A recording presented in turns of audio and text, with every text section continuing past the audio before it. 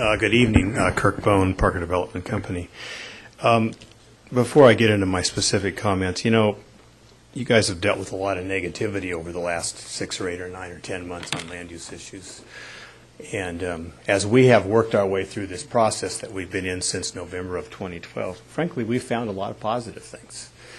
Unfortunately, they're not fully developed yet because we're still in that process, but the issues regarding water were appropriately dealt with at EID and consistent with state law. The initial reads from the traffic demand model indicate that the general plan's going to work.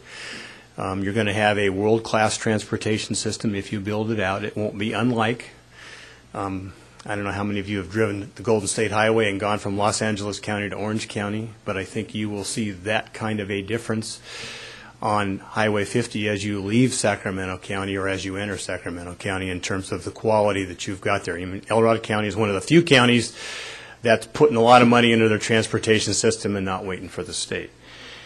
That's for sure. And, not only that, and I think we're hearing good things about water. The market's starting to improve, and I think probably the thing that's most encouraging to me is you've got an outstanding staff that can help you develop and evaluate information as you go forward. I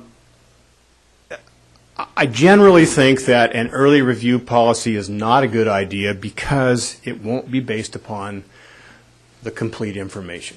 There is not a developer in this world in California that expects that once they enter into the CEQA process that they're going to be guaranteed an answer. All they ask for is the right to develop the information, whether it's water, whether it's traffic, whether it's housing issues, and then have a fully informed debate, not only with the policymakers, the voters, but also with the public in general as well.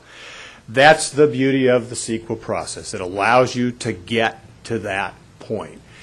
And if you have an early review, probably wouldn't be, you're just not going to have that information. You're going to have people upset about a variety of issues. Obviously, the immediate neighbor issue is one that you just can't make go away, but there are a variety of issues that in the end, perhaps, you will be looking at projects which you can, in fact, determine are going to make this county a better place. And that's the problem with early review. Now, if you make this policy retroactive to those that are in the pipeline, and we're one, I can tell you that it won't be me necessarily who will be saying that this is an anti-business, anti-growth approach to planning, especially when you look at our situation. And let me back you up to a second for our situation. We started public outreach, as all of you know, in May of 2011. Since that time, and even after you hired a consultant to do the EI, we've had over 300 community meetings, sent out 15,000 first-class letters, and met with thousands of people to talk about our project. I wouldn't want to kid you to say that at the end of those conversations people were all for the project, but at least they were informed. Now, at this point, we have spent at least $2 million since November of 2012 when you authorized us to go forward to study this project, and the information is being developed.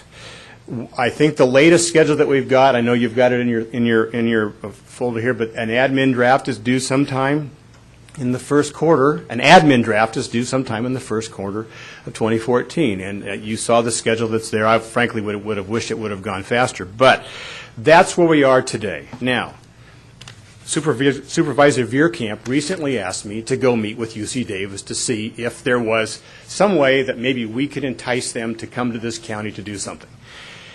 I will tell you guys that if you make this policy retroactive, in our case, I won't have to say a word to the business community.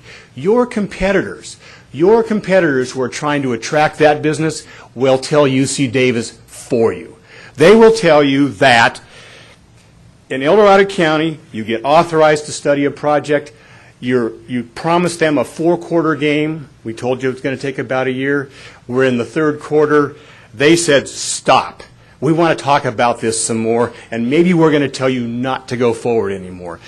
If you want to attract national tenants for retail. If you want to attract the University of California, you can't have a land use process that looks like this.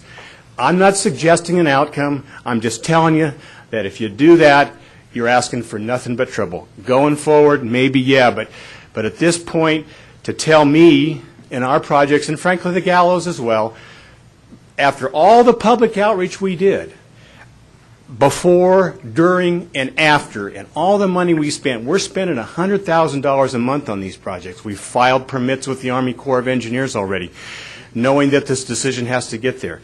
You can't be doing stuff this way. I mean, I can just tell you that. And our ability to attract these national tenants, to attract the University of California, won't happen because your competitors, and believe me, they're out there. I'm not working in other jurisdictions. I have a couple minor projects in Folsom. I'm telling you, Folsom, Rancho Cordova, West Sacramento, the city of Sacramento, Roseville will be pointing out to these folks that you can't count on the Board of Supervisors on El Dorado County to allow you to finish the study, to evaluate the project. You told us to go forward.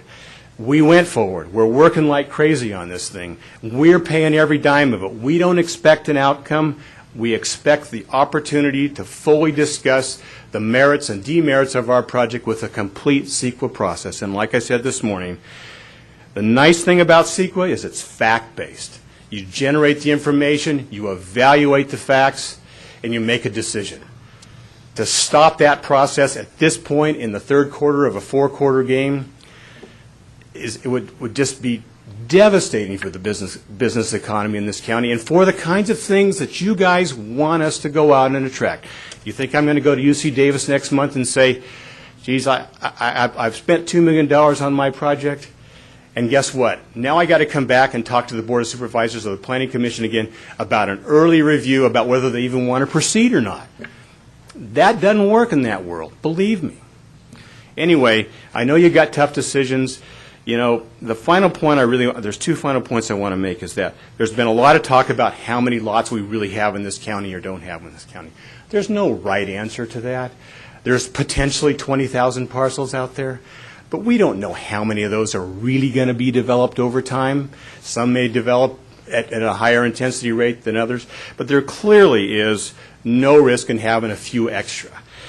I think that's about all I wanted to say, but I'm certainly open to any questions if you have any. But to make this policy retroactive, boy, that's in any form. And frankly, even talking about it today in public, frankly, is a challenge, to be perfectly honest with you, as you go forward and try to attract these kinds of users.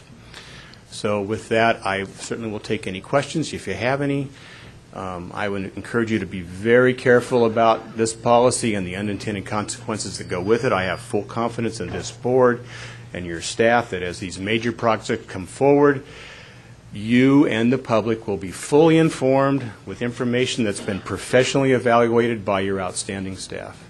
And we may or may not disagree with those conclusions. Thank you, Kirk.